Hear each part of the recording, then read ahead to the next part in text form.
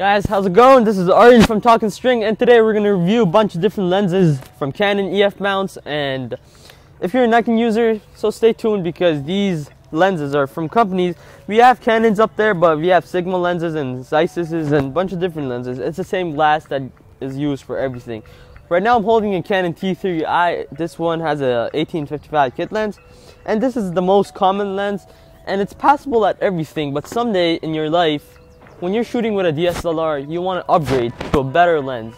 And by better lenses, I mean there's a bunch of lenses out there, but today I'm going to break it down to 10 lenses for you, and you're going to enjoy what you're going to see, because we're going to start from consumer lenses to prosumer lenses, ranging from $110 to $4,000. So no more talking, let's get started with the lenses.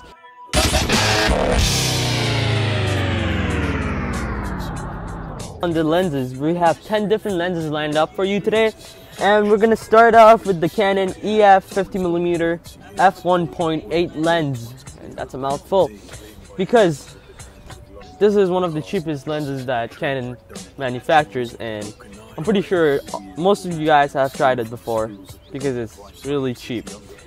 It's a great lens. It's great for low light scenes and portrait shots and a general walk, and I wouldn't recommend this lens because it would be like an 18-55 lens. You see how the focus is up here, and you can't really do follow focus, or I'm pretty sure you guys have seen the jar thing, the jar opener follow focus. It would be hard to get on this unless you have like 3 UV filters up on there and then start doing your thing.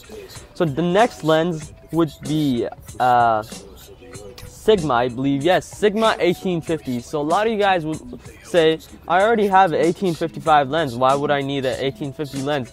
Well, if you look up front right here, it would say from 3.5 to 5.6. So that's the aperture. You can't really go low light on this, but this lens, it's a Sigma 18-50mm lens. It's f2.8, so you can go pretty low light on that, and it has image stabilization by Sigma OS, so it's pretty good. So the next lens that we're going to be talking about is a Canon f1.4, and this is a 50mm f1.4. We just talked about the little sister f1.8, but this lens is way better. Trust me, I tried this, and the price is how much is the price? The price is actually $400, and trust me, if you want a good lens, this would be a good lens. If you're just shooting for DSLR video, this would be a great lens because you can have your follow focus and your bunch of different things, and it's a general use lens, but it would be great for video, so consider it. So the next lens we're going to talk about is a Sigma lens, which is 24 to 70mm, and it's a f2.0. So the aperture on that is pretty wide, and it ain't cheap. It's not cheap, but comparing it to Canon 24 70mm lens, which is f2.8, it's a good lens. Trust me. $500 for the Sigma, and Canon, I think it's $1,400. Which is pretty crazy. But we're gonna get crazier than that. Moving on to Canon EF 24-105mm lens. This one would be a great zoom lens, and it's pretty wide. We got 4.4 zoom, and it's pretty pricey too. It's actually $1,200, and the only problem it has is f4.0. So you gotta have a very lit situation. Right now I'm shooting in the sun and I'm in the outdoors. That's why you can hear the birds, and that's why you see a bug flying around me. Oh, go away.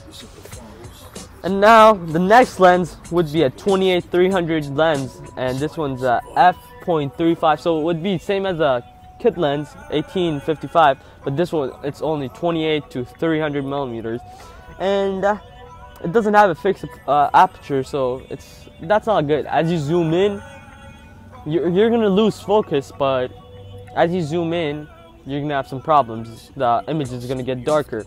And the next lens we're gonna talk about is a Canon 30mm f1.4. This lens, I would call it the king of these lenses that I'm reviewing right now because it's such a good lens. It's 30mm fixed lens. It's f1.4, so sexy low light. If you have a low light situation. Right now I'm shooting in the outdoors and a lot of sun. It's a great low light. or great light, sorry. So this one you would consider because it's $500, and trust me, just go try it out in B&H or just any other different store that you go from. So the next lens would be a Tamron SP-70-300mm. This one's a great zoom lens, but it's f/4.0 to 5.6. So again, you got the low light problem, so you gotta have your scene very lit. Okay guys, we're gonna save the best for last, and it's a Carl Zeiss lens. It's a compact prime, which is the most expensive, $4,000, and I think that's pretty crazy because $4,000 on a lens. And I've seen some people, pretty stupid people, mount these lenses on Canon T3Is, so you don't have much of a body, but that lens on here, that's pretty crazy. These lenses are pretty great because I got no information on the aperture and diameter, but I've seen a lot of directors and producers and indie filmmakers and a bunch of other people who are pro use this lens. Okay guys, we came to the end of this episode. Hope you enjoyed it because I made a lot of mistakes and there are going to be a lot of cuts over here. All these lenses, if you have the money, you can go for them. If you don't, stay with your kit lens. It's passable at everything and it's very wide. Thank you for watching this video. Please comment, rate, and subscribe. Just tell me about your different lenses that you have and tell me how good they are. Tell me if my review sucked. It's okay guys, some reviews suck, and that's basically it. Thank you and have a good day.